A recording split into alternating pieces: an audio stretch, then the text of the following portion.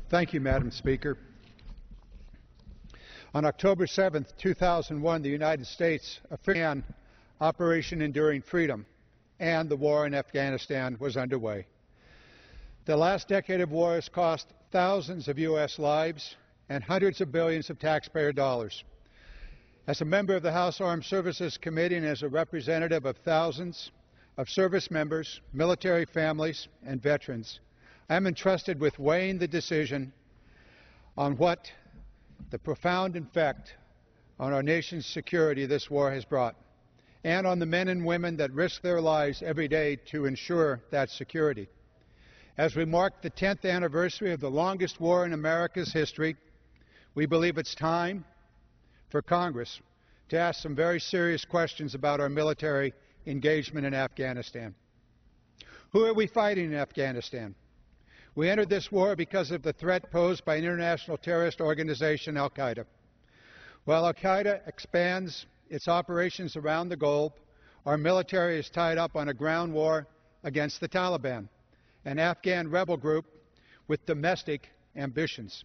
Senior intelligence officials have estimated fewer than 100 Al-Qaeda members remain in Afghanistan. Yet, we plan to have 68,000 U.S. troops there in that country through the next year. If we are to defeat terrorism, we must stick to our original strategic mission, maintaining a laser-like focus on Al-Qaeda and capitalize on our technological and intelligence advantages to cut off their financing, intercept their operations, and take out their leaders. The successful operation against Osama bin Laden epitomizes this targeted approach. Where's our money going? Afghanistan is widely considered to be one of the most corrupt countries in the world, behind only Somalia. And news of new corruption emerge every day. Billions of U.S. dollars are siphoned off by crooked officials and contractors, carried out of the Kabul airport in bags of cash, and even funneled to warlords and the very Taliban that we often oppose.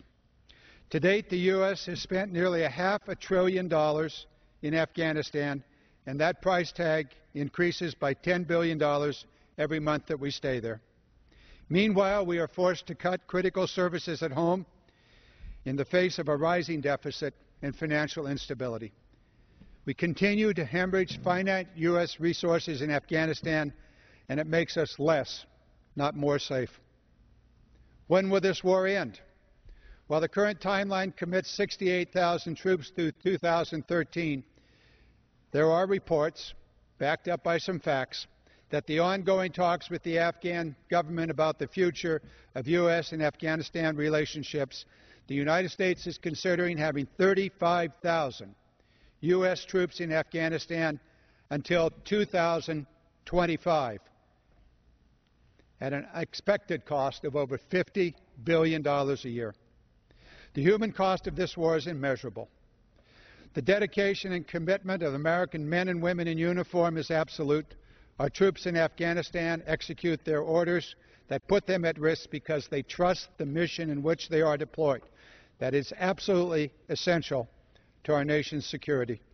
This steadfast loyalty is our nation's most sacred resource, and thus it is our most solemn responsibility to ensure that it is never squandered. There is no U.S. military solution in Afghanistan. A political reconciliation is essential. Afghanistan's future depends upon Afghans, not American soldiers. By ending this war, America can focus on rebuilding the foundations of America's strength and security by paying down our federal deficit, growing our economy, and putting Americans back to work. I yield back. Gentleman yields back.